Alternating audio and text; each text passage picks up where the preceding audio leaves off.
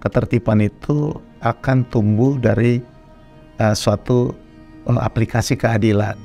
Jadi dia akan berangkai dengan yang lain, tapi dia membangun ketertiban, sehingga untuk memastikan masyarakat itu bisa mematuhi hukum, harus dipastikan bahwa masyarakat itu mengerti hukum itu.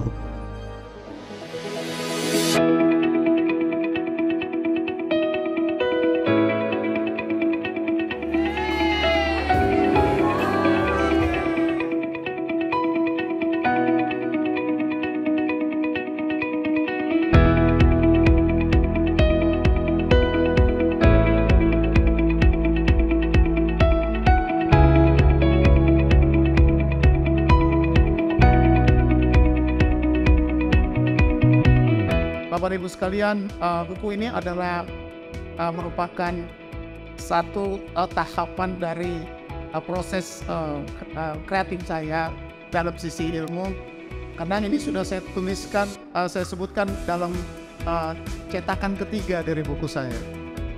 Jadi buku ini saya dibantu sama tim Pontan dan juga Gramedia, dan ini akan dijual di seluruh Gramedia Indonesia. Dan harapan saya sebenarnya bukan bagian dari keuntungan, tapi saya ingin memastikan apakah buku ini berguna untuk menjadi lokomotif pada pertumbuhan hukum kepailitan Indonesia secara keseluruhan.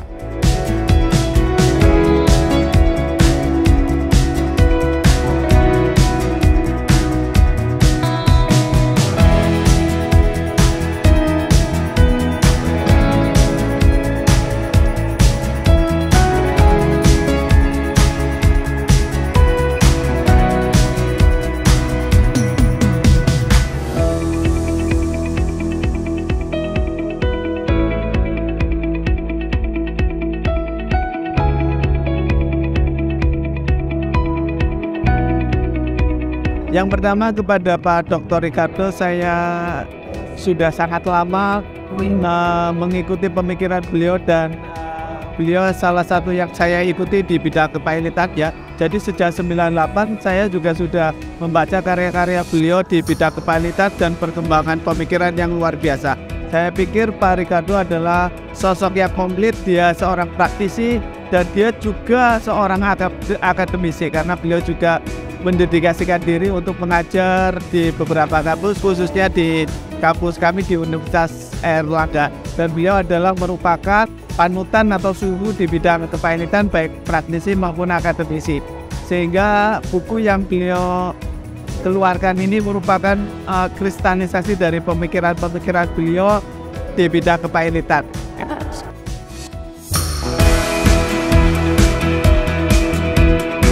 Saya senang karena beliau penulis ya, bukan hanya sebagai praktisi, tetapi juga akademisi sekaligus penulis.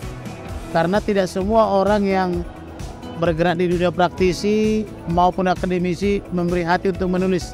Oleh karena itu, saya sebagai rekan sejawat advokat menyampaikan pertama ucapan terima kasih, yang kedua ucapan selamat atas terbitnya buku beliau yang keempat, kemudian sekaligus selamat atas ulang tahun pernikahan beliau yang ke-28. Semoga beliau dan istrinya, demikian juga kelima putra-putrinya semakin diberkati oleh Elohim, sehingga ke depan semakin jaya dan semakin sukses dalam karir maupun dalam rumah tangga kita. Ini buku keempat yang beliau susun dan terbitkan. Ya, saya pribadi nggak mampu, saya pribadi nggak mampu tentang itu. Nah, itulah kelebihan seorang Ricardo.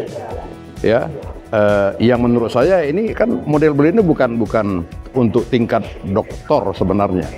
Maka tadi dalam sambutan saya bilang prop ke beliau, memang sudah wajar beliau prop. Ya, tinggal menunggu waktu lah. Beliau suka diskusi dengan saya, ya, terhadap hal kecil sekalipun beliau diskusi. Nah, oleh karena itu kembali kepada sosok seorang Pak Ricardo itu, ya, beliau itu adalah manusia yang cerdas dan santun menurut saya, hormat kepada setiap orang, kepada semua orang. Seorang senior, seorang sahabat, seorang mentor, ya. Saya ingat betul bahwa memulai karir saya sebagai pengacara, Ricardo Simanjuntak lah yang memberikan arahan dan bimbingan apa yang harus saya lakukan. Dan di dalam perjalanannya, ketika saya menangani perkara-perkara, tentu saya juga bertanya kepada Dr. Ricardo terhadap hal-hal yang saya temui di dalam penanganan perkara selama saya berpraktek sebagai pengacara. Jadi seorang Ricardo itu banyak sisi di dalam kehidupan saya. Satu sebagai teman, sebagai seorang sahabat, sebagai senior, dan juga sebagai mentor buat saya.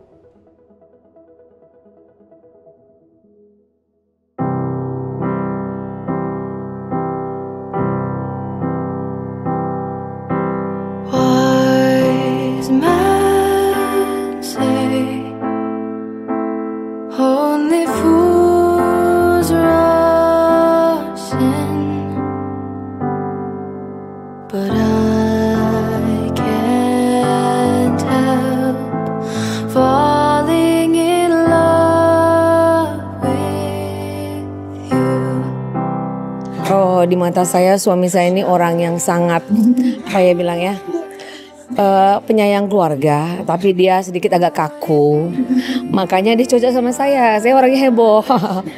Karena kalau dia dapat istri yang kaku juga sama seperti dia, tapi ternyata laki-laki yang kaku itu kalau istrinya bisa romantis, dia seneng juga sih. Tapi dia sosok suami yang terlalu protek banget sih memang sama anak-anak dan istrinya. Kadang-kadang sih menyebalkan juga sih. Abis kemana-mana nggak boleh, ini mesti gini gitu. Dia terlalu jaga gitu. Tapi dia bapak yang baik dan suami yang baik buat saya. Sejak menikah sama saya, sejak menikah dari awal pertama itu dia nggak pernah lepas dari belajar. Jadi nanti kalau udah tidur dia udah belajar tuh sampai jam 4. Zaman dulu sampai jam 4 pagi gitu. Saya bangun-bangun, suami saya nggak ada gitu. Jadi saya udah terbiasa. Jadi kalau dia pulang, jadi kalau tanya orang, suamimu di mana? Belajar, saya bilangnya. Memang setiap hari always. Tapi mungkin makin berumur gini dia nggak tahan lagi sampai jam, ya ada jam-jam tertentu. Tapi tetap selalu always. Dan dia selalu memang dia punya cita-cita buat buku dan akan meninggalkannya buat anak-anaknya nanti. Harapan saya apa yang dicita-citakannya semua tercapai. Mudah-mudahan kalau Tuhan izinkan dia bisa mendapatkan profesornya secepatnya. Karena saya sebagai istrinya sangat mendukung dia. Dan harapan saya dia diberi kesehatan, itu yang paling utama. Dan menjadi suami saya yang paling baik.